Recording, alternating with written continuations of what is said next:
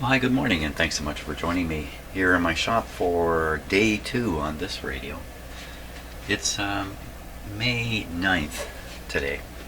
So yesterday I did some preliminary inspection and ran this radio to see what would happen, and lucky me, the radio largely works, which is a great sign. It means all the major components are functioning. The tubes are functioning, the various RF transformers, all that stuff is in good shape, so that's great. Also discovered a little bit about how these buttons work. Noted one of them at least has broken, and or the mechanism has failed inside, and kind of suggests these are all a little bit precarious, so I best not be goofing around with these. They might only have so many more operations in their life before the rest of the buttons begin failing too. So I made that observation. Discovered the magic eye is really quite bright, even though it's got a note on it that says 40%. And the sound quality, as best as we could check with such a simple test, sounded pretty good. Volume was pretty good. So everything's kind of pretty good on here. We did look underneath. Saw that someone else has been here and has done work on this radio, and so that's kind of something worth investigating a little bit about what they did, and maybe what I should do about what they did, if anything. And one more thing, there seemed to be a short in the tuning capacitor right in this area here. Something was going on anyway right in this area, if I remember that correctly. So I thought a little bit about this. How should I go about, what should be done next? Well, I also noticed this was replaced. This control, tone control, in fact. So I think what I want to do is operate the radio and do a lot of tests on it, maybe some tests without it operating, and just get more and more familiar with the operating condition of the radio before I do anything with it. I think that might be the most interesting approach. So to start the ball rolling on that, I think I'm going to get out my voltmeter and take a bunch of voltage tests underneath the chassis. Another thing we could do is go through the schematic. We could do that too, which maybe I should do that first. Go through the schematic, then afterwards go through and do some basic voltage tests on the radio. That sounds like a good approach. I like that.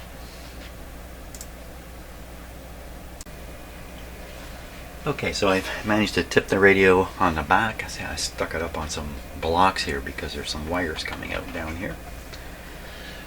And I got rid of the speaker cabinet, but not the speaker. Speaker sitting there, still plugged in. Good show. Now let's spend a little bit of time with the schematic and get a little more familiar with that. Then we can get back to actually testing the radio. Okay, so here's the schematic. I downloaded this from Radio Museum.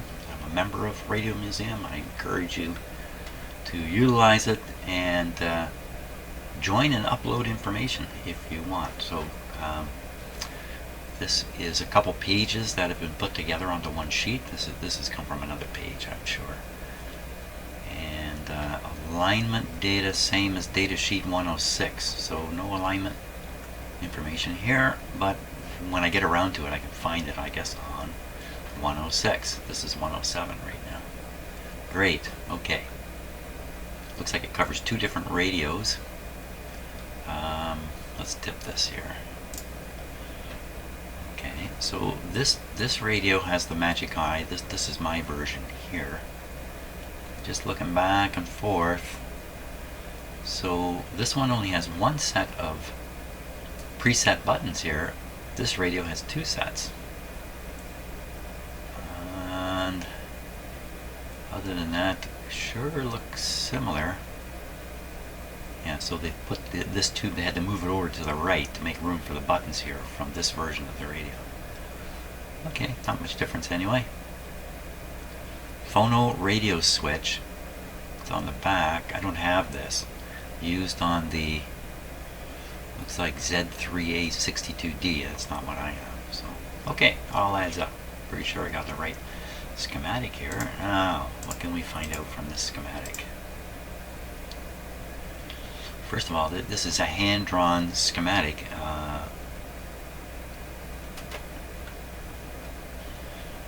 Fairly nicely done. You know, I used to be a drafting supervisor, even though I have never had any professional level drafting skills at all. But I did supervise people with fantastic skills, especially the hand printing that you see here. There's 6 or 7 people working in my section, drafting, in a power company in downtown Toronto. Okay, I'm just looking it over very generally first. Let's start with the power supply. So the power coming in here, just going to the primary only. There's no connection to anything to do with the radio, the chassis, or anything coming from here. So the whole radio is isolated from the power source. We have a winding here specifically to power the filament of the rectifier tube, which is also utilized as a terminal in the high voltage power supply. The other terminal being the diode plates here. Voltage is taken off here, if you can put it that way, or maybe you want to call this B minus right here. So we can call this point B minus. Now if you notice, there isn't a wire to the chassis, there's a resistor to the chassis. And what that'll do is it'll raise the voltage. Oh, I'm going to take that back. How come this is minus 14 here? Okay, never mind what I was going to say. I'm eating my words before I even say them. So out of the power supply is really just these 2 wires, just the positive and the negative coming out, and there's a capacitor right between them, right there. 300 volts, so that should be the B plus. It heads out to the speaker where it goes through the winding here, and it heads this way and encounters another capacitor, C18. It's picking up a screen here, supplying the plate.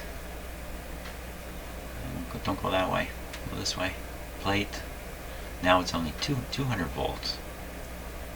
It's 300 here.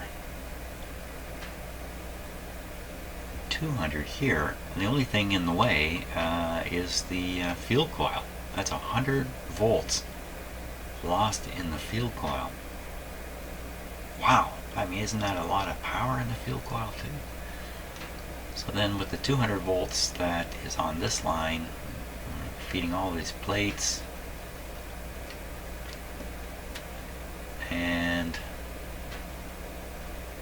plate here on the magic eye.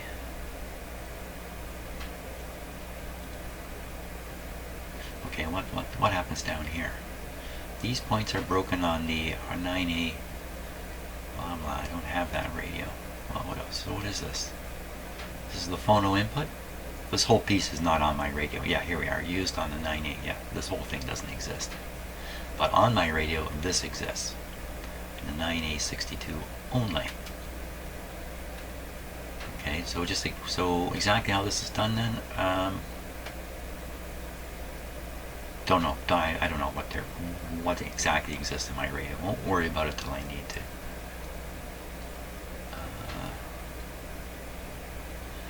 So moving to the front end of the radio, start right with the antenna. Wire coming into a 2 transformer arrangement here, 1 for each band. You can guess this is, what's that say, shortwave broadcast. So this is the broadcast coils here. So when you're listening to broadcast radio, this point is just open. But if you flip it to short wave, ground is put here, and this coil becomes the only transformer. Whereas on broadcast, the antenna signal goes through here to get to the transformer that's actually working. Output of the transformer comes up here. Here's the trimmer. See how they've drawn them here? They put an arrow and a bent line here to show the trimmers. Is that right? That's a trimmer, that's a trimmer. Sure looks like it. Yeah, trimmers, trimmers. Ooh, lots of them. Trimmer, trimmer. And then we have the IF trimmers in the IF cans. Is that 1, 2, 3, 4, 5, 6 trimmers. So now the signal from the antenna, it makes it to here. Here's the tuning capacitor here, and it's linked to the other section here, which is the oscillator tuning. A little bit of awkward drafting right at the bottom of these coils here. Okay.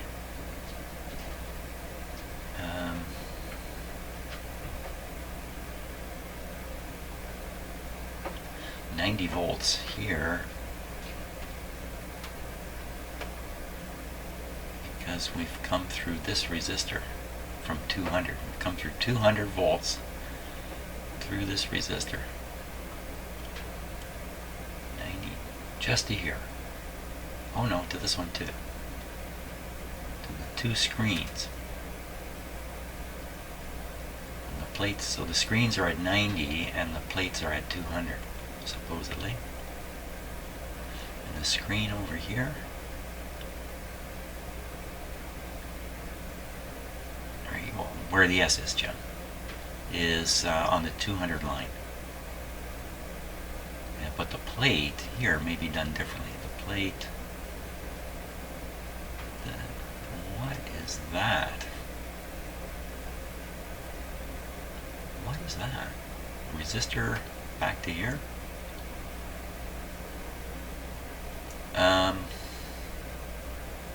It's from this plate circuit over that plate circuit.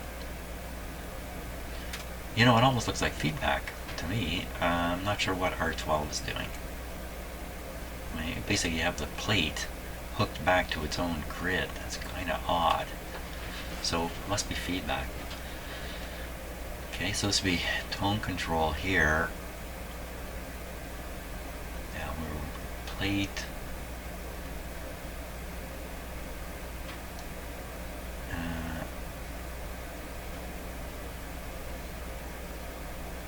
How's the plate getting its power? Plate.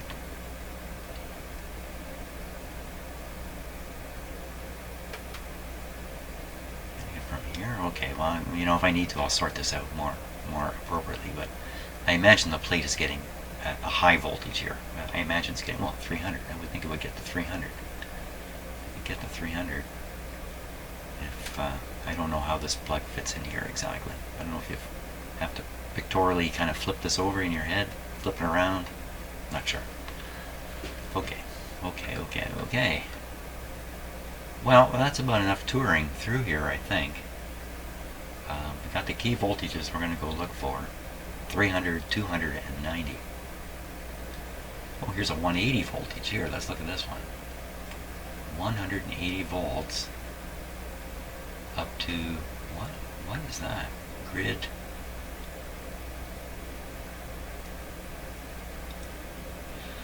So let's just zoom this in a little more here.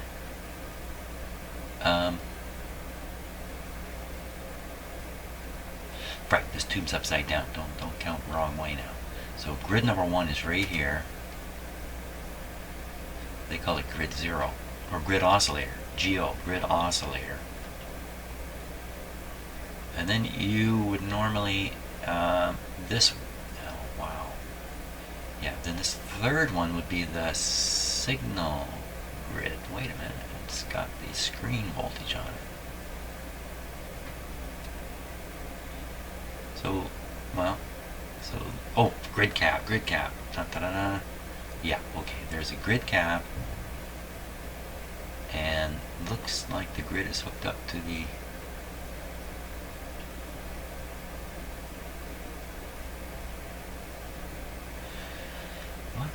what's going on here?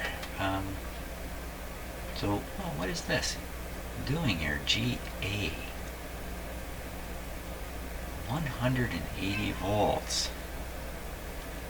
So that sounds like a screen to me. Oh, my cat's crying. It's crying because there's snow falling outside. Yeah, it's below zero and snow is falling outside. Yeah, that's right, Shadow.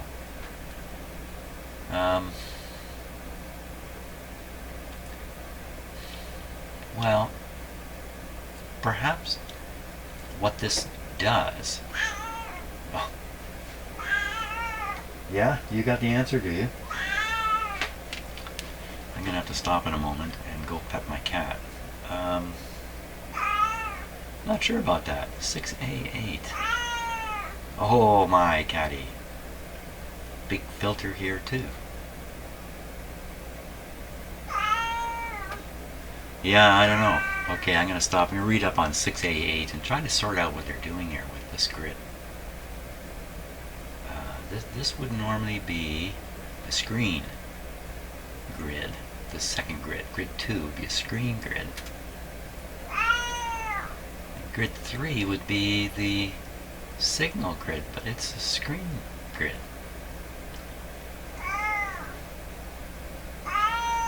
Oh my gosh, cat. Okay, enough. He just won't tolerate anymore. Okay, break time. Actually, I'm going to carry on with the schematic here just a little bit longer. So how do you get minus 14 volts? How do you get a minus voltage in a radio like this? And why would you even bother? So the minus 14 is useful in grid bias. So how do they do this? So I mentioned this resistor before and just commented that this results in setting up a voltage dynamic here that's useful for producing the minus 14. But how exactly? So if you look around the radio schematic here, you'll see lots of ground connections. So look at these ones. This is the cathode to the chassis. Let's use the right word. Cathode to the chassis. And I think if we go down here, we'll find the same things happening. Cathode to the chassis. So that means all the cathode currents in these tubes flowing into the chassis on its way back to the power supply, and it has to come up through this connection, through this resistor, to get back to where it wants to go, back to the negative point. So in a sense, the power supply full voltage is stretched between both sides of this capacitor, and a little bit of it is, I was going to say leaked off, that's not the right word at all. A little bit is lost or dropped on this resistor where the chassis is connected. So you kind of have this negative bus, if you like, or voltage protruding below zero, which is what we consider the chassis to be. So the chassis is really not zero. In this radio, the chassis really is plus 14. Maybe I'm saying it more clearly now. Okay, so we should look for this voltage. For sure, and this resistor is really critical at generating the correct voltage here. Okay, let's get the radio going and do some measurements. Okay, so I think what I'd like to do first here is locate that that resistor R10, and I already did, so I don't have to hunt it down. I'm going to point to it. So it's a 1 watt resistor, so it's a biggie. So there's a biggie here, and there's a biggie here, and there's a biggie hidden over here. And there might be another one in here somewhere if I look long enough. But these are the three big ones that I see. Supposed to be a 1 watt resistor. Yeah, I guess that could be a 1 watt resistor down there. Now this particular resistor, one end of it is hooked up right to the chassis, and sure enough, this one is hooked up to the chassis here. So that's got to be the guy right there. And then this would be, it's hard to see in the camera perhaps, a B minus point, and it is busy with a lot of wires connected to it and about 5 pounds of solder on it. So that's going to be the B minus. So we want to read this resistor. I'm going to test it right where it is. I'm not 100% sure the test is valid while it's in the circuit, but let's see what we get anyway. I'm going to use this meter because somehow I think it'll work better with the than a classic ohm meter. Somehow I think that. Let's hook on here. There we go. Let's see what it says. C. Well, okay, it thinks it's a capacitor. How can you hook across a resistor and have it think it's a capacitor? I mean, it's in the circuit, right? It's in the circuit with the entire radio, so let's try another test here. I'm not going to get this on.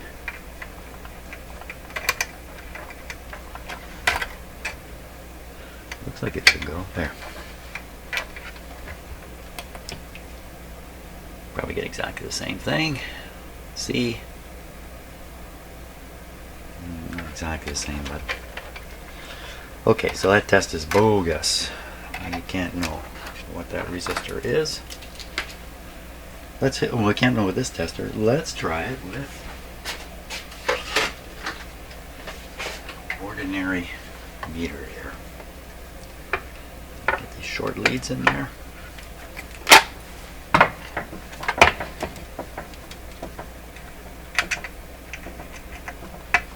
The resistance is supposed to be 300 ohms. Isn't that right? Look up at the R9, oops, R10, 300 ohms. Is that what that says? R10, 300, yeah. Sometimes the 3 looks like a 5. Okay, bit of an upside down reading here.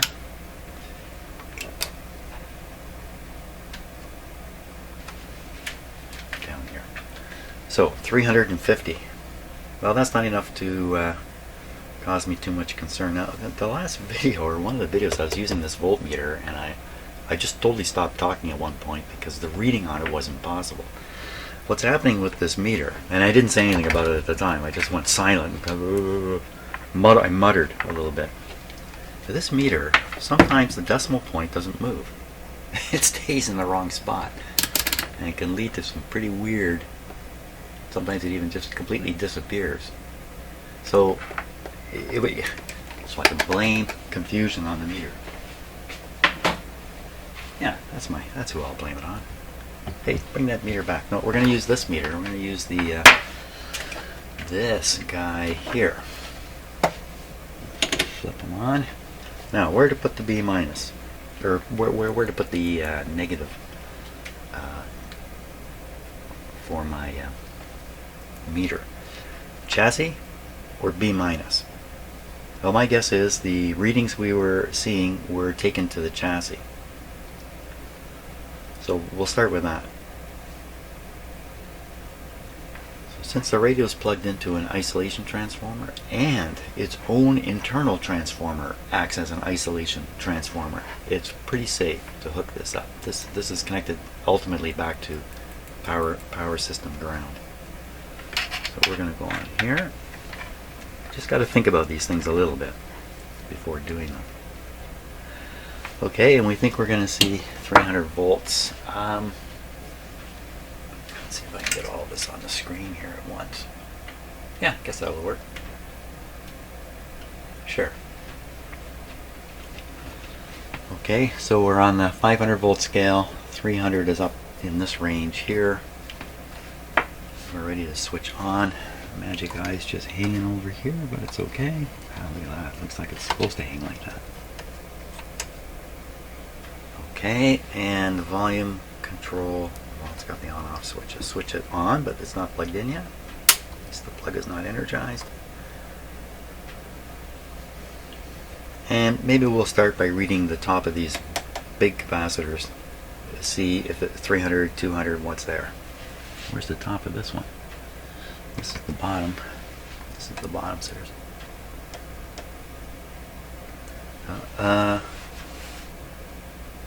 Yeah. Bottom over here, right to the chassis. I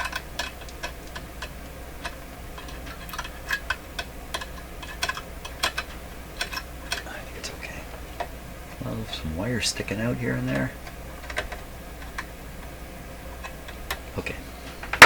Enough fooling around. Let's turn on the power here and see what happens. We're all set. Very good. Start looking for that voltage right away.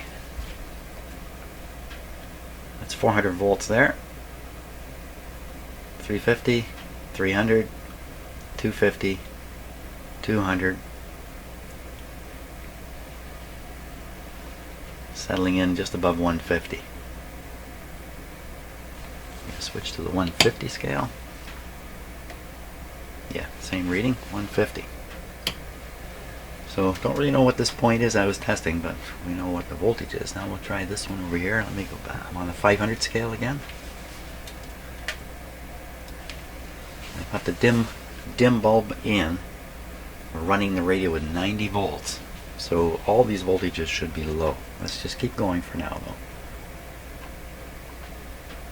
So that's a similar 150. And the other positive one right here. Ooh, that's a, looks like a 90, doesn't it? 90 sounds familiar.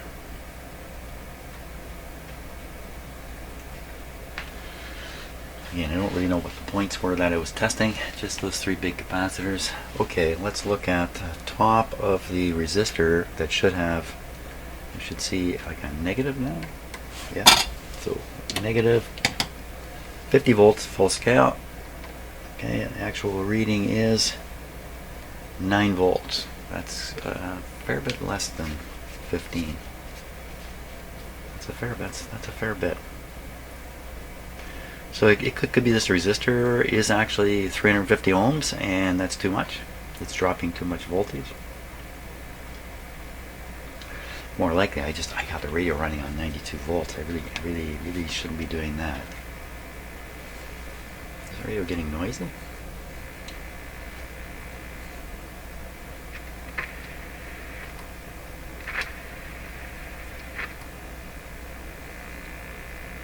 Didn't notice the buzz earlier. The magic eye is barely on. Let's go back to main voltage here. We're gonna assume this. Oh, this one here. So that's 150. Didn't we see more? Didn't we see more somewhere? This one? No, we didn't. 150. Okay, so I'm going to watch this. I'm going to throw the switch and put the radio on full line voltage. Let's see if I can be smart enough to touch the right terminal here.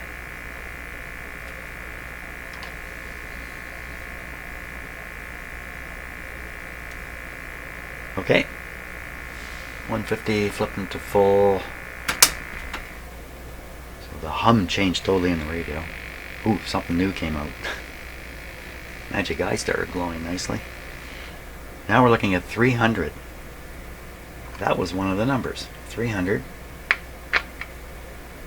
Just under 300. 200. So 200 was one of the numbers. And 300. That's nice. And then 90. 300, but this might not, I may not be picking the right spot. Let's pick the right spot now. We'll check the voltage drop on the return resistor, if I can call it that. We're looking for the 14. So we're on the 50 volt scale. It's become 22 volts, way up from 14.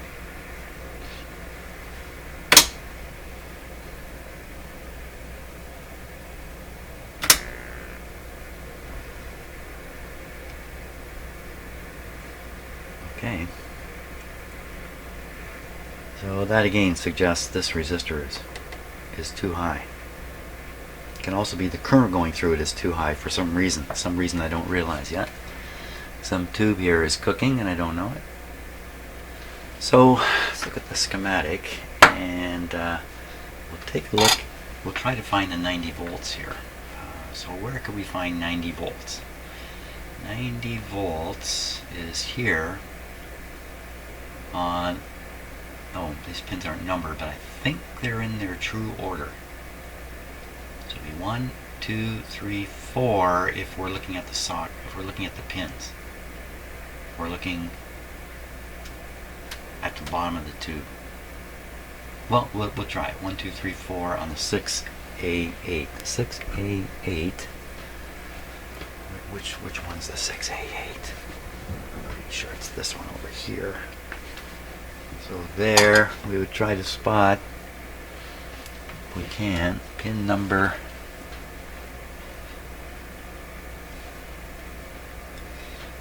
Okay, I'm looking down here. I'm looking for the key on the shaft. I think I see it. Ah, I like that. I saw it in the wrong spot. 1, 2, 3, 4. So this is pin 4. We expect 90 volts on pin 4.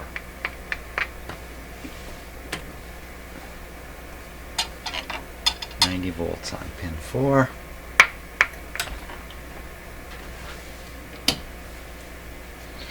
I just touched pin 3.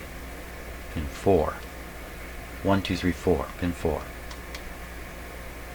So we're on the 150 volt scale, and that's coming up just above 90.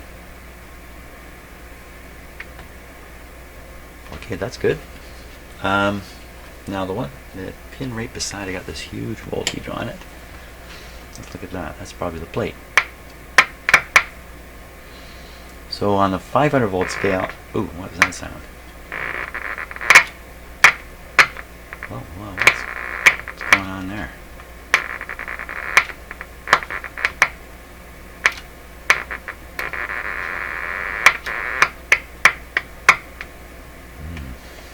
I'm not sure what to make of that oddball thing there.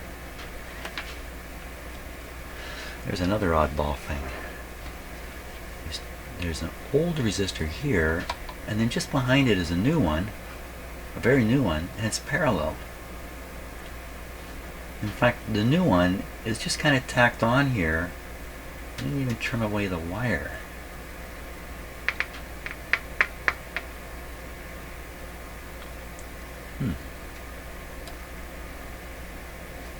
Okay. Let's look at 90 volts on another tube, because it also appears on the 6K7.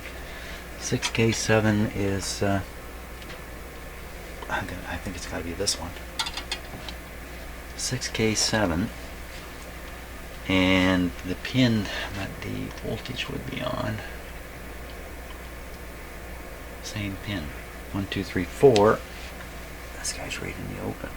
There's the little key, 1, 2, 3, 4. Uh-oh. Nothing happening there. So pin 4 and pin 5 are joined on here. On the schematic. Oh, that's the cathode. Oh, this must not be the 6K7.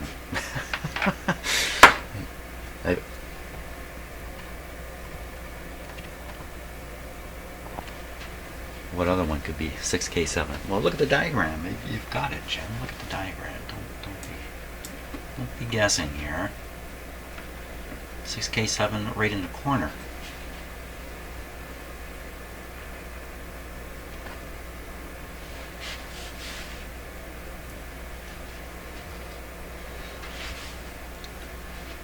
So I got these backwards. That's the 6K7 down there. And the 6A8, well, I was totally wrong. 6A8 is right above the rectifier. 6A8's down here. Output tube is there. 6K7 here.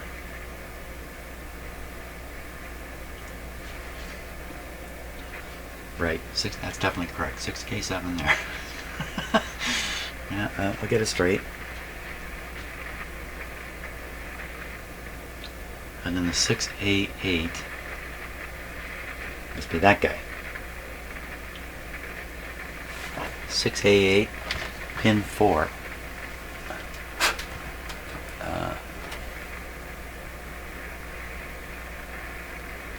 There's the key. 1, 2, 3, 4. Pin 4, what do you got? So on pin 4 on the 500 volt scale here. 150 volt scale, there it is. Perfect. Okay, I managed to get to where we needed to go. And that pin is connected directly to this pin. So that's got to be It's got to have the same voltage on it. So the 90 is good. 90 is good. Let's look for the 200 now. 200. Where would we find the 200? 200's on this wire. Here it goes to every one of these plates. So a bit of a voltage drop in here, but probably not much. Or we try to find this wire. This wire is right on top of this capacitor. That's one of the three that I was checking.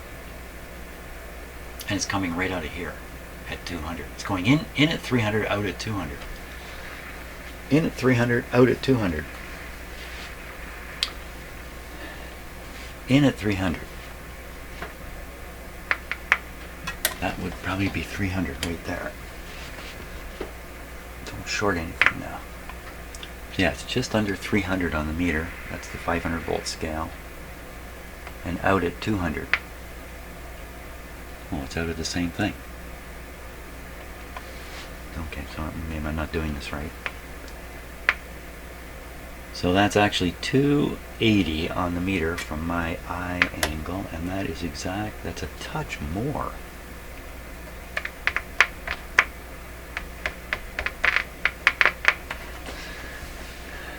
Lots more wires hooked up in the back there.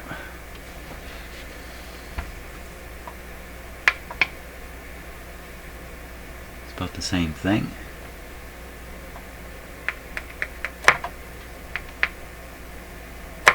That's slightly higher. I'm not getting anywhere with that testing. Okay, let's do it from a tube again. So we should find 200 more or less on the plate of the 6K7. Plate is pin 3. One before pin 4. That is this one.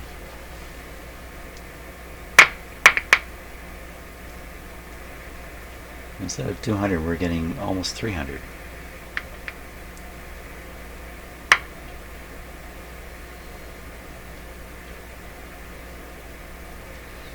That's that same measurement, 280.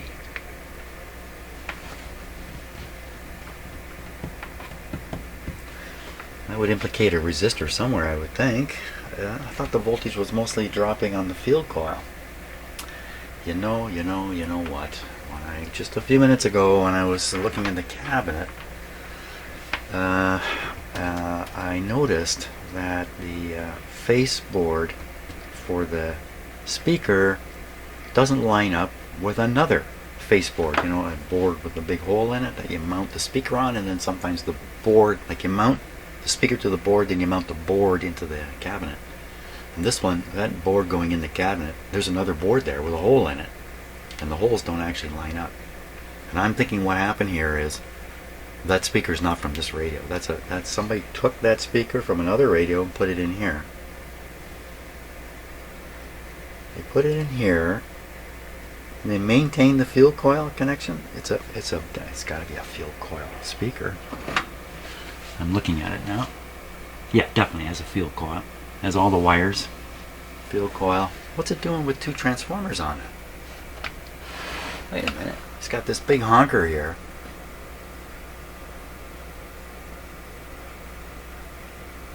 Wait a cotton picking minute. Shame on me for I'm trying my best to never say that, and I can't seem to stop myself from saying it. I think this is the field coil. It's a choke coil, and I think that speaker has a permanent magnet in it.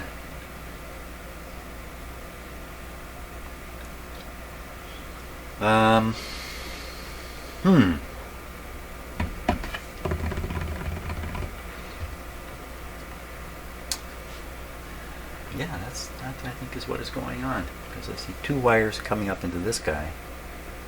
Nothing coming out of him. He's ice cold. Ice cold. Usually field coils get warm. Let's come around this way and take a look from here.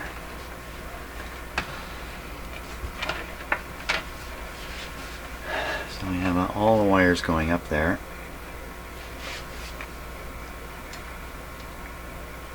And I can clearly see that these two head to that coil. That's got to be the case. This is not the original. speaker, could it be that this was a manufactured replacement for a field coil speaker that a repair shop would stock these? They have like 10 of these on the shelf waiting. The radio comes in, the speaker's bad, time to make some money. Old speaker out, this goes in. But this is the newer permanent magnet type speaker. But the radio is looking for a field coil for its power supply. So this speaker comes with this, which acts as the field coil. That must be something like that. Would somebody cobble all this together? It doesn't look like it. It even looks like the leads from here come around this way. Like they would provide this if a manufacturer was making these and selling them to repair shops, they would provide them with quite a long length of wire. So these wires have been cut close to the speaker for reasons that go against what I'm saying. This is monstrously long wires here that are going to that coil. Okay, so maybe what happens is you don't buy a speaker and a choke coil. You buy speakers and you buy choke coils. And then in your shop you go, for this radio we put that choke coil on and just mount it on the speaker. Now it's not by luck that this mounts on the speaker. There's a bracket welded to the speaker to enable this mounting. So one of those I'm close to the right story, I think. I think that answers what is going on there. Now, is there some reason why there wouldn't be the same whopping voltage drop on the coil there from the field coil? So instead of 200 you get 280?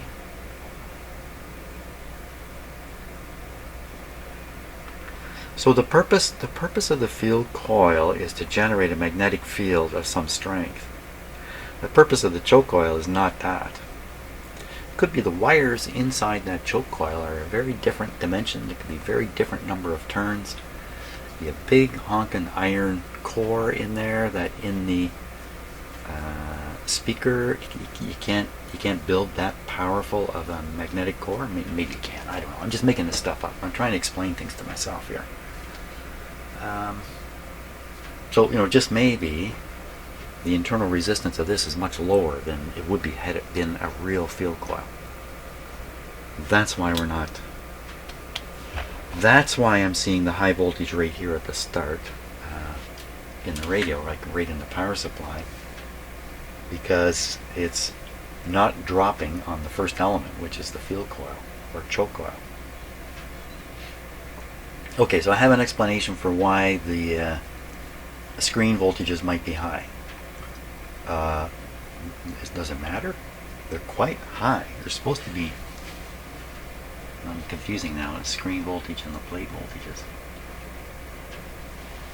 Okay, let's unconfuse Jim here for a minute. We'll go back on a screen. Screen was 4. Pin 4 is right here.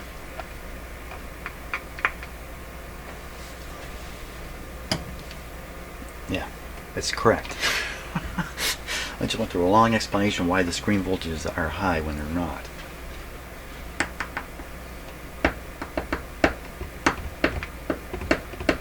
So just ignore all that stuff I was saying. I'll just file that in the back of my head because, I know myself and I can be wrong about being wrong. So I'll just save all that and carry on. Let's go back and just do the plate again because maybe I just talked myself around in a weird circle here. So we'll pick off a plate, and that's this red one here.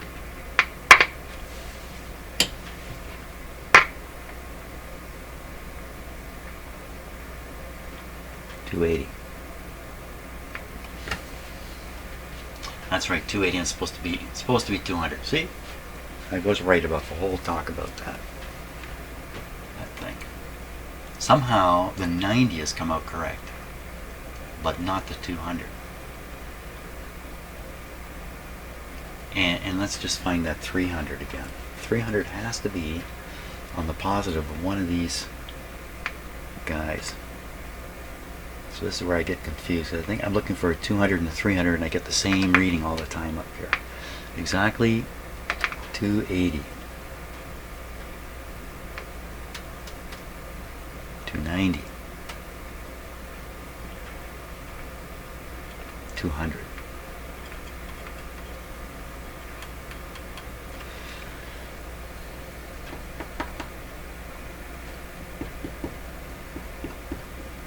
So how does the radio arrive at 90 volts? I just wander around here testing a few things, and sooner or later I'll find something of some value. So how do we get to 90 volts here? Where is it? Here it is, 90. We've got a 180 over here to find also. Ooh, I forgot about that. Yeah, okay, let's try to stay on one thing. Here's the 90. It becomes 90 through R3. Now, this would be a tough resistor to find. I'm not going to go hunting for that right now, because I've become more curious about this.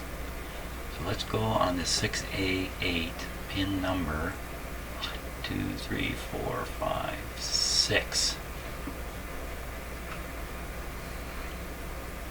Pin 6 on the 6A8. 6A8.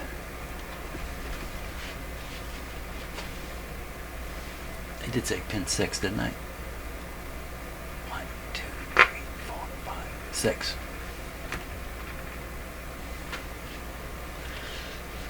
Pin 6. Supposed to see 180 volts there. You know, it's exactly 180.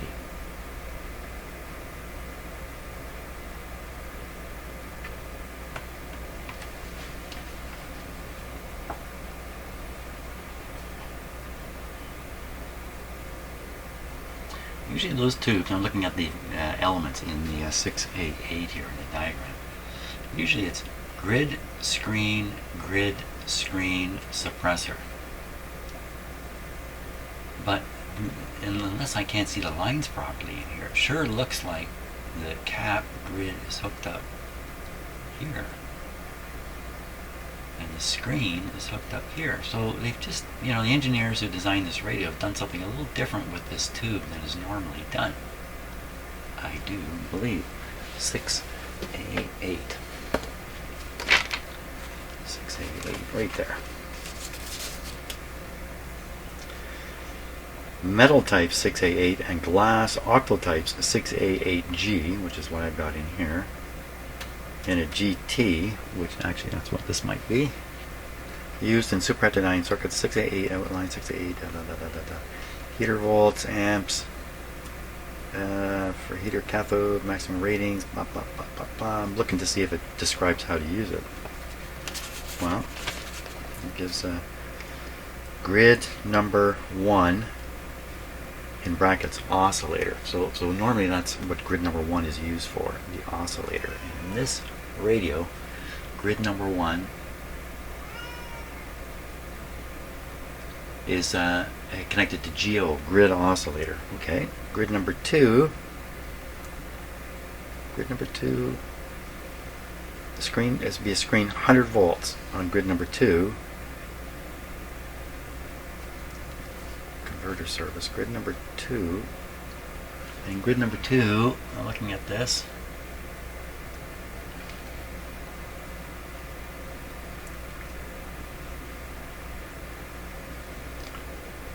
so grid number 2 has 180 volts on it. Just says grid 2 voltage. Grid number 2 supply voltage. 250 with an asterisk. This is a complicated deal here. Grid number 2 supply voltage is in excess of 200 volts. Require the use of a 20,000 ohm voltage dropping resistor bypassed by a 0.1 capacitor. Grid number 2 supply voltages in excess of 200 volts. So we're at 180. I just must not understand how this tube operates. That must be what's going on here.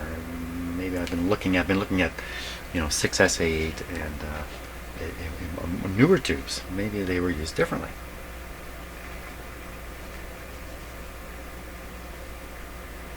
Grid number 2 current. So that sounds like a screen. Grid number 1 current. So there's a current spoken about here on grid 1, the oscillator grid, because it's very, very tricky to, as I understand it, very, very tricky to, in a laboratory setting, make measurements and tests on the grid to verify its operation. So the best test is to measure the grid current. And normally you don't have a grid current, you do in these circuits. So that's why they give that. But me measuring a grid current, no, that's not going to happen. I don't think I got the capabilities to do that. So what am I finding out here? I'm just going around in circles. I'm finding out that the voltages in the supply, the 90 and the 180 are good. The screen voltage seems high. Plate voltage on the output tube. We haven't really looked at that yet, have we? We can probably add more confusion if I take a look at that. So the plate, it should have 300 on it, I think. Here. 6F6. This guy up here. And the plate is 1, 2, 3. Pin 3. Let's go see what we can see here. Pin 3. Wire 1, 2, 3. Quite easily seen. Right here. So, don't knock the radio over. That looks like 270. That looks lower. So that should be the highest voltage in the radio, I think. Well, so voltages seem to be present. They seem to be close. The radio's working, so of course the voltages are present. Screens seem okay.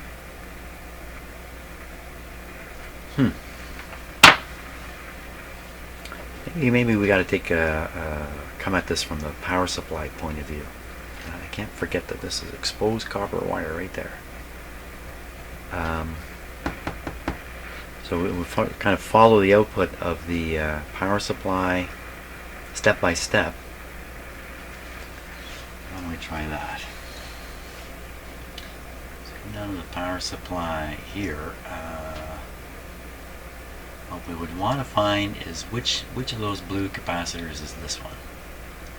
It's right off of pin number, this would be 8, I think. 1, 2, 3, 4, 5, 6, yeah, pin 8. Although this might be hard to spot. Take a look at pin 8, see if we can see a wire on the 5U4. The 5U4 is this one down here. Wow, well there's a capacitor right on. Hooked right onto it. Is that pin 8?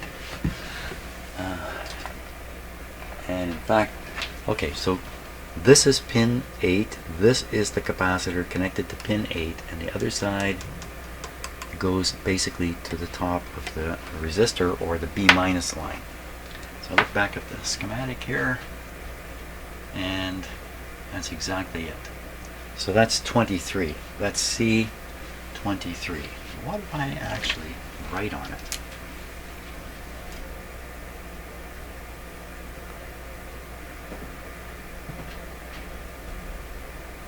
There, 23.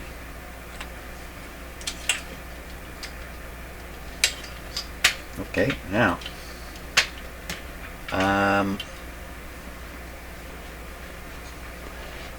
keep going. So on the B- side is this resistor, and so I see the resistor now. Oh boy. So I don't think there's a connection there.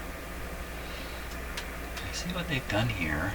Been very, very careful in their drafting, and where there's a connection they draw a circle with an open in the middle. You cannot mistake this for a bump here. Very nicely done. Okay, so we know this is not a connection for sure.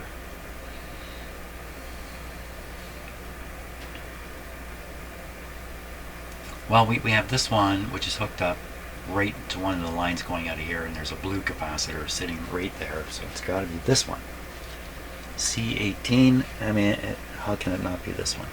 So this is the chassis side. Yep. and the other side, well, what can I say, goes to a pin that's tied to another pin. That's this is tied to another pin, and we'll start sorting out these resistors before too long. What's happening here? So this would be C18.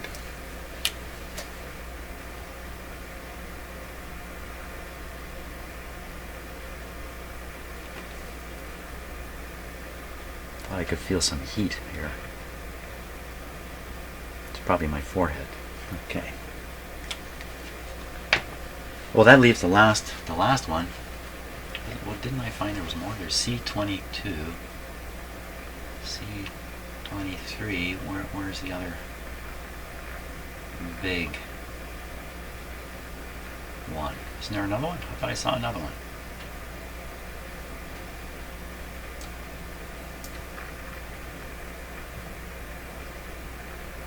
Wait a minute, I thought I saw 3, but maybe I just fooled myself. It's 3 in the radio, and so I think there must be 3 on the schematic.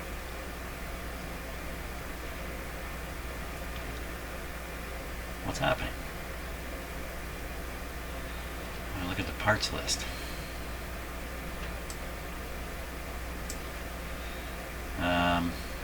Big one. So here's a 4, an 8, dual electric. So this would be the original one up on top. Just a 4 and an 8.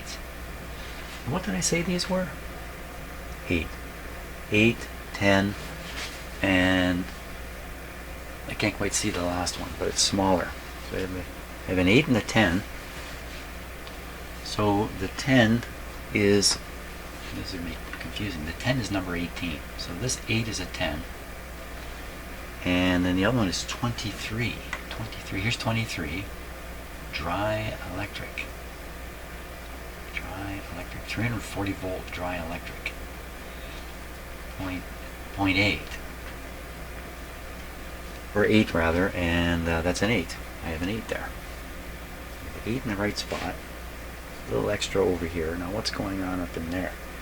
So what is that last thing? Why is there another electrolytic in here? Because there's 2 here and 1 here. So it's 17, I'm not sure. 17, it's got to be, yeah, okay, C17. Oh, let's find it on the schematic. That was the problem.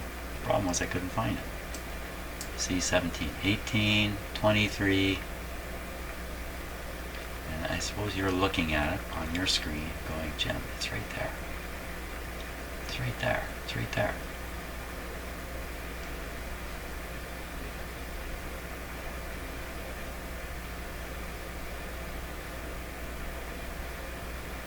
$19. Oh my gosh, what's happened? I drank lots of coffee this morning too. You know what it is? I woke up really early. Cat got me up really early this morning. Here it is, I found it. C17. Oh, it's between these 2 resistors. So this is a little bit of an interesting spot. And it has to do with the 180 here. So the top of this should find 2 resistors. R2 and R4. And R2 and R4, 10 and 30. 10 and 30. So can I find a couple of 10 and 30K resistors either side of this? So I think that's 17. So there's a resistor right here. This is just a terminal sticking up from the, this is a terminal. And there's a resistor right there. It's a high wattage one. High wattage one. So is it one of those resistors a high wattage one? What it was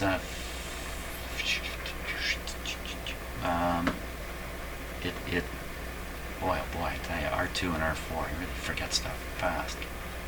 10 half watt, 31 watt. So there we are, a 1 watt resistor. So that's definitely C17. Gotta write 17 in here. How am I going to do that?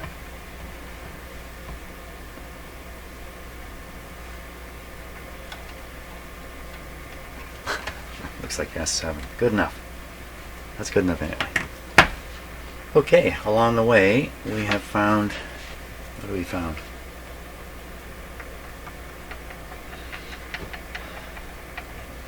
I might have to replace this resistor here.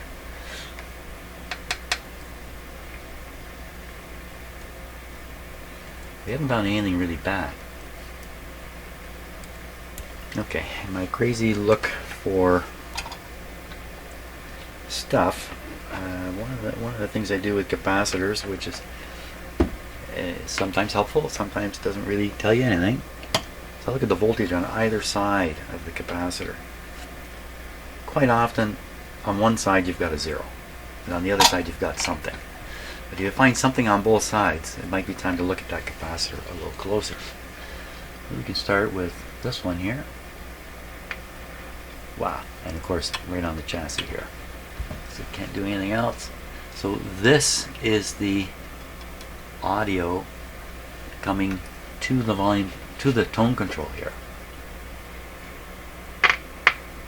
Wow.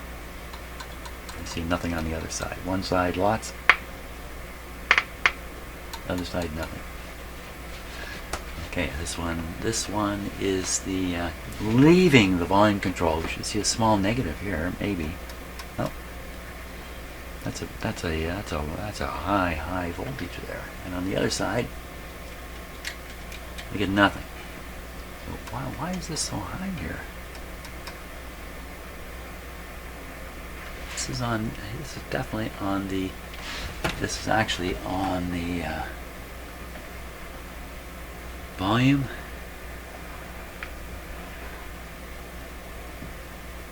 I'm going to guess this is the input side and this is the output side.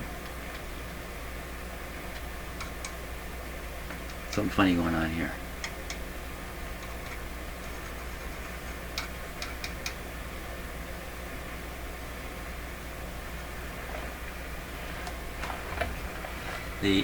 So there's 3 terminals on the volume control. The one terminal goes straight to the chassis. The other 2 terminals, one has a capacitor on it from the center terminal, so that's the output feed. We should hear this in the speaker. Nope. We don't hear it. Usually you could hear that. You see nothing on the meter.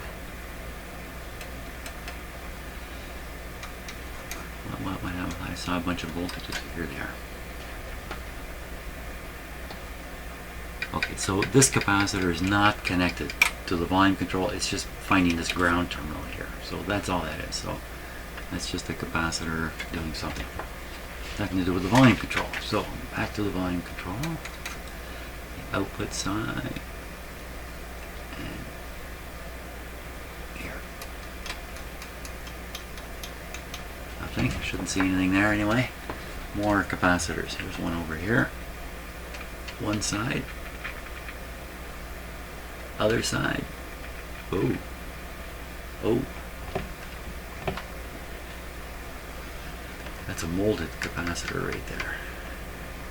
So that one's worth looking into. Now it doesn't mean there's something wrong, but that's a little bit suspicious that there's a voltage on both sides of a capacitor. Now here's another capacitor here. Goes to ground on that end. The other end is right here, but that's probably a signal capacitor. There's probably no voltage associated with it. Have we got any others that are worth poking at?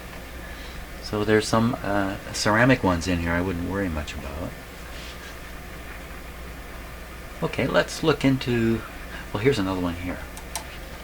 So big guy. Okay, so this side has got 100 volts on it, and the other side goes negative. That's interesting. Okay, let's look into that. Negative, eh? So we would guess that that's a grid on the output tube. I guess that's a grid on the output tube, and the voltage on it, I can't remember what it was supposed to be. So that's 150 volt scale. That's still too small. 50 volt scale. 50 volt scale.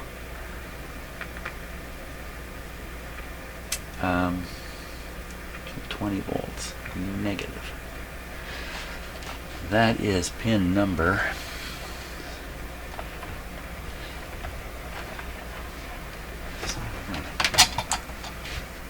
there it is. So that's pin number 1, 2, 3, 4, pin number 5 on the output tube. So let's take a look at the schematic here. Pin number 5 on the output tube.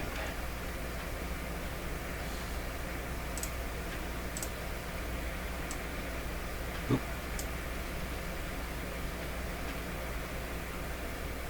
1, 2, 3, 4, 5. Okay, it's a grid. It's got a negative voltage on it. It's getting that negative voltage from here relative to the chassis, or relative to the chassis, or relative to the cathode. Should really take a reading right from the cathode right to the grid and see what the voltage difference is. That's essentially what I'm doing right now, isn't it? It really is. It's supposed to be 14.4. And the actual number is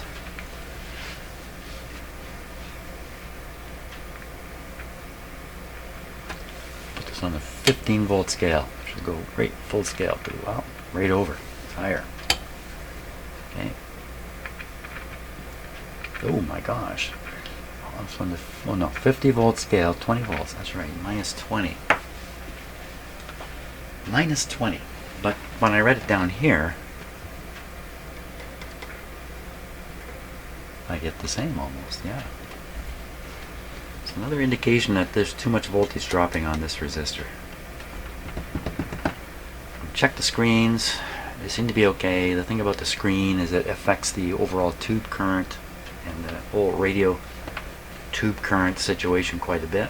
That seems to be okay. Plate voltages seem to be in place. Yeah, probably the resistor value is gone, is off. Not gone, it's off. That's probably what's happened there, just as we measured it. We measured it at 350 instead of 300. You know, so what's that? That's like a 10% roughly change.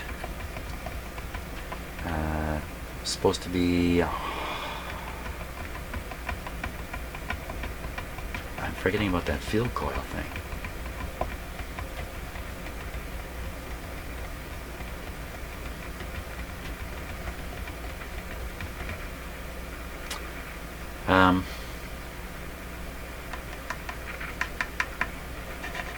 Okay, let's give it a little more in the head here.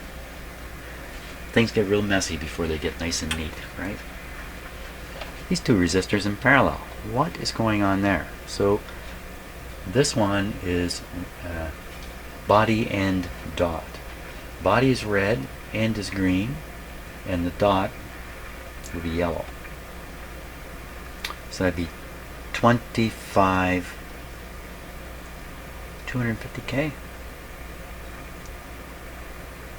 250K, I believe. And the resistor that's right beside it here, that's been installed, is a red, yellow. That's 220K. So is there a chance that this resistor is open? And they just put a new one in and left the old one there?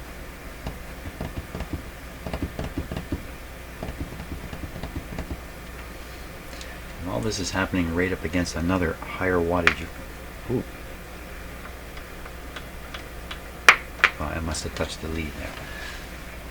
A high wattage resistor here. Looks like it has a crack in it.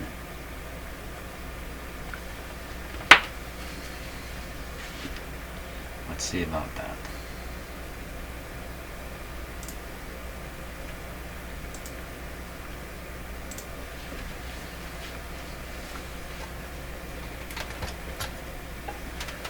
Often these resistors have seams that can become visible but really aren't cracks.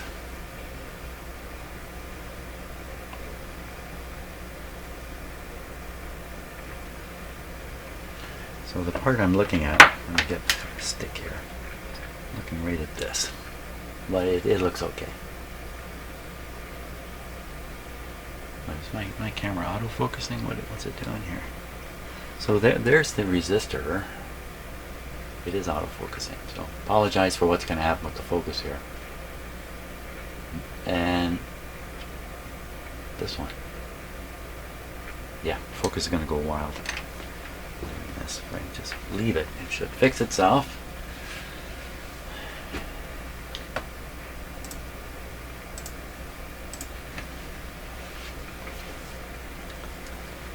Where's all this leading? It's not leading to anywhere too clear just yet. Capacitor with voltage on either side. We should look into that. This resistor, we got to look into that. Let's do a little more. While the radio's on, I'm trying to do everything I can while the radio's on. Let's look into this. This guy here. He measured with some voltage on either side. Again, doesn't mean there's a problem, but it's a suspicious thing.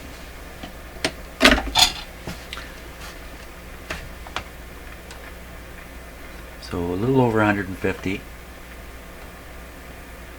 And you know what? If you watch this voltage, it comes up and then it relaxed a bit. Can you see it going slowly going down? Oops, no, that was a bad connection. I could see it just a little bit. What's that tell you?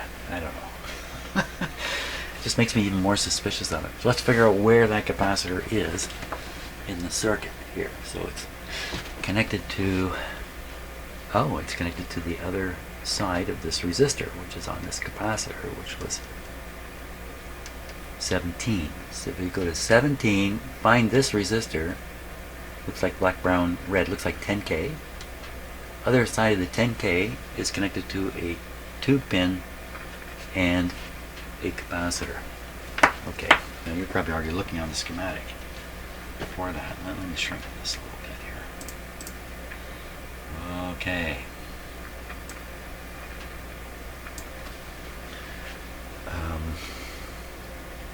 What the heck am I doing? Right, C17. Right, C17, two resistors. This is the 10K, I believe, over to a capacitor here, C13. And it's involved in the transfer switch here. And so this would be the oscillator coils, and the oscillations come out here,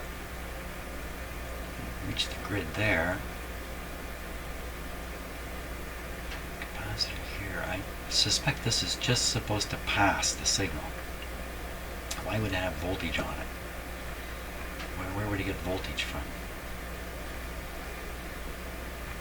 And where would it get voltage on this side from? Okay, so about an hour just went by because I got knocked off my computer when the hard drive got full. Okay, so now we're questioning these two. The set is off now, power's off to it. So we're questioning these two resistors here. A couple ways of checking this out. One is to lift off the new one and see, and yeah, so assumably something must be wrong with the old one. Let's cut the old one and measure it.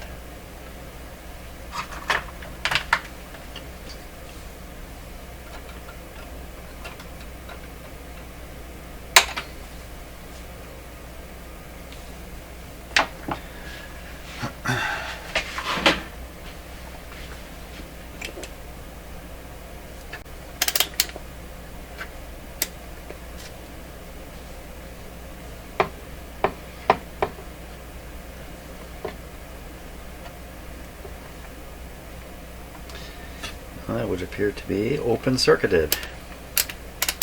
Yeah. Okay. So we can remove it. And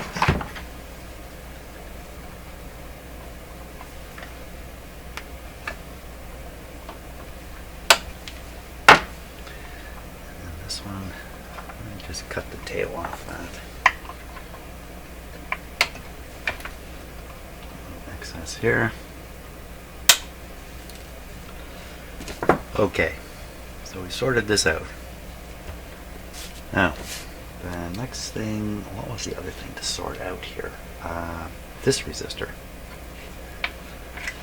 Now, before I go cutting that, do I have a suitable 300 ohm resistor? You know, I've got one it's going to be wire wound, but that's probably not the wisest idea. You know, I got to go through my resistors here and convince myself I've got something to use. Okay, so I'm trying to decide whether I should really do something with this supposed 300 ohm resistor that measures at 330. I've only got a possible two choices here to replace it, and this is a 330 resistor. I'm pretty sure it's a high enough wattage, but it's 330. I'm trying to get down to 300 here. So here's the 300 ohm resistor, 5 watts, certainly going to do it power wise, but I think this is wire wound, and I'm not sure putting a wire wound resistor in there is a smart move. So I'm rethinking again, thinking, you know, maybe I should just leave well enough alone for now anyway, until I become convinced that this is really presenting a problem to the radio, which I'm not completely convinced of that. Well, where are we at? There's a big piece of unnecessary wire hanging here. Yeah, let's get rid of it.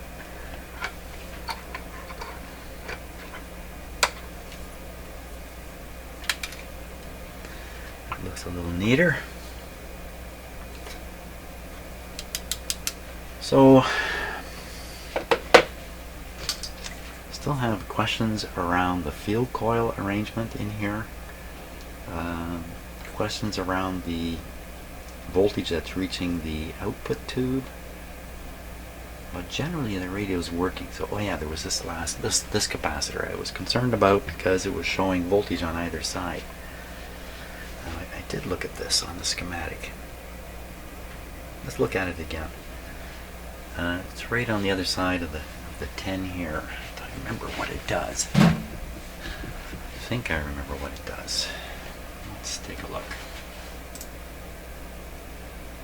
Okay, so it's this capacitor, C13. Right, and it's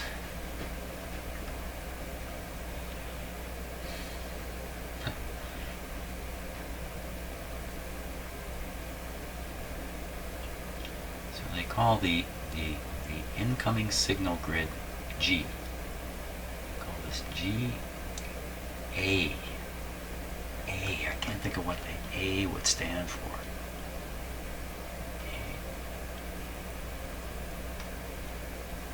Strongly filtered at this point.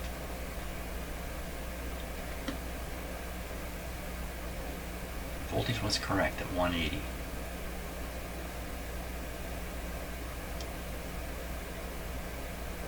So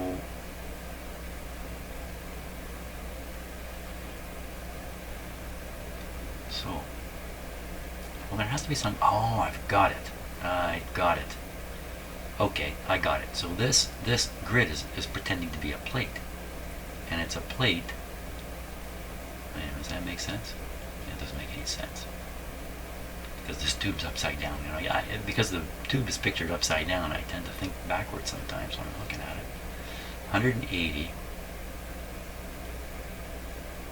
Yeah, you know what? That could be a plate acting as a plate for the oscillator grid here. That's what's going on. So this is actually like a plate voltage applied to the grid, and that's what sets up the oscillation, the amplification between the cathode and this fake plate. Maybe that's A is for anode, grid anode. Maybe that's what that is. So, so they set up the oscillation between the grid and the plate here and here. So then you want the signal to be coming up. Well, it depends how you want to look at it. Coming up through here, the oscillator that is, back through here. So why? because you have to send some portion of the amplified signal back to the grid. So you send it through here, goes through whichever coil has been selected, gets transformed onto this side, and it heads back to the grid. So that's what's going on. And then at the same time, this causes the local oscillator signal to control the current flow right through the whole tube.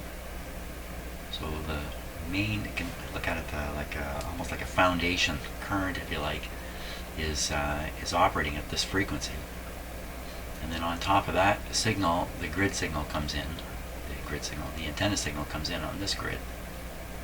And that's how it gets kind of mixed in here. That's a terrible explanation for how that all works. So if this capacitor is weak or this one's weak, well, we would have trouble with a weak local oscillator. Weak local oscillator means a weak output from the mixer tube. And it's just weak all the way through. It doesn't seem to be the case though. Let's look at these. C15, C13. How big are they? C15.1, 13.005, tubular. So both of these are tubular type. So 13 and 15. Did I get that right? 13 and 14. 13 and 14, not 15. 13 and 14. 14. There we are. It's molded.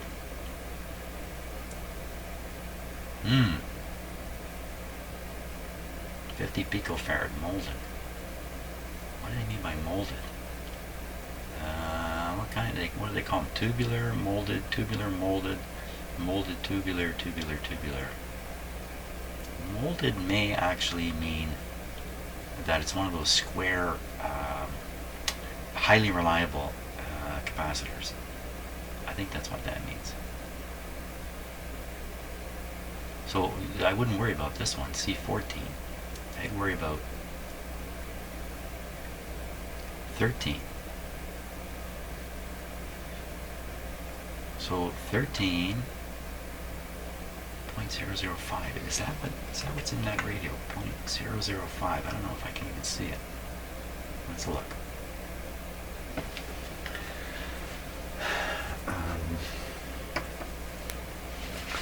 So it's this guy here.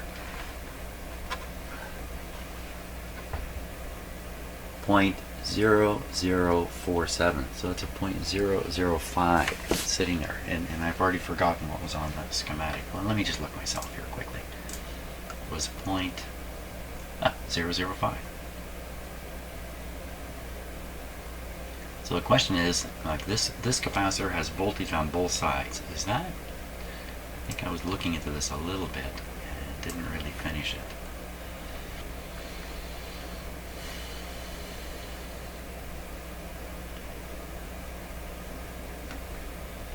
So how do you get voltage on both sides here? I think it's easy to get voltage on both sides. I mean, obviously there's a 180 here. What I'm worried about is the reason there's voltage on both sides is because the 180 is leaking through the capacitor. I don't think that's really the case here. So see, there's a metallic path. Like if you follow this through these coils, up through these coils, sneak past all these capacitors, up through this. Oh! You hit this capacitor. So now it's a question of, so all this wire in here is kind of between these two capacitors. So how would you get a voltage into it? Come through here? No.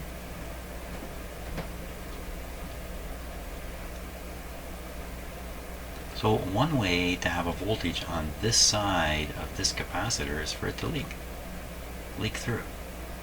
I think I should change it. It's no big deal. C13, change it out. So somebody previously changed it, I'm pretty sure. I don't think this is an original.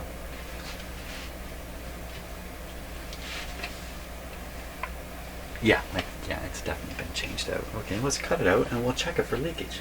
Yeah, now you're thinking. You see, it's just gotten so close to lunch here.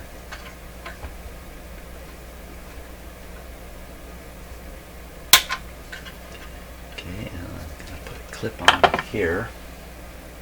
I suspect I'm going to go have lunch before I fix this up. So I can't lose track. And then the other side here. Clip this up here. There we go. Sprague 600 volt.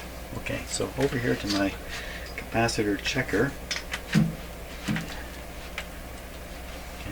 If you've watched lots of my videos, you know exactly what I'm going to do. But if you haven't, what this machine does is it puts a voltage of my choice, the DC voltage of my choice, on this capacitor. And then it has a very sensitive way to detect any leakage of current, very, very small currents, using the magic eye you see here. So the idea is, if the capacitor is not leaky, then what will happen when I hit the switch, this eye will pop closed and pop open again really quite quick and open up just like you see it now. If the capacitor is leaky, then the eye won't open all the way. This is a 50 volt test first. She's a leaker. Look at that. No reason to do any more testing.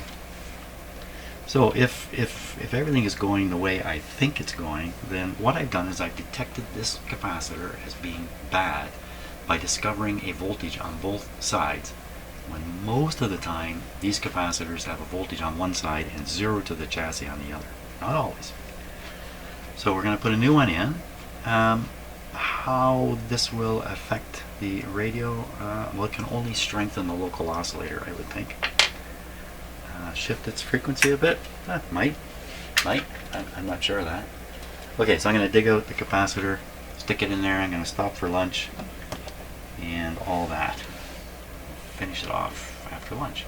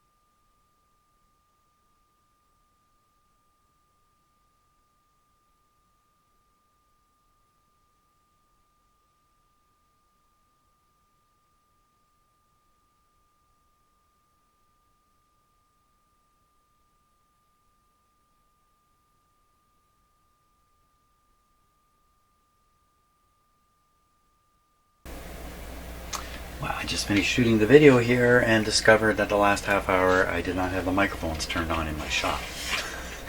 So you missed a half an hour of me talking. So I've replaced the capacitor in here, tested the radio, tested the capacitor. No voltage on one side of it anymore. It used to be that there was a voltage on both sides. Replace it, no voltage on the upper side here. So that was a good move to replace that one. Then I played the radio, and then I looked at the magic eye, and I concluded that the AVC is just not working properly. There's a small movement in the magic eye, but certainly not enough for a strong station. I then twiddled the IF trimmers. This is all the things you missed. Twiddled them with a screwdriver, got some kind of interesting results, which said to me, boy, this has to be done properly. But twiddling them indicated that the IF was out of tune, the IF transformers. So it's definitely two issues left now. One is alignment, and the other one is AVC. Is it working? Doesn't seem to be. I think what I'll do is I'll do the alignment.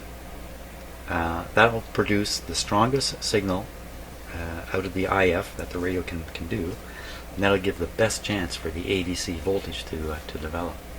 So sorry you missed all the excitement. Wasn't that much excitement really. And tomorrow, those two things. Great. Alignment and ADC. Thanks a lot for watching.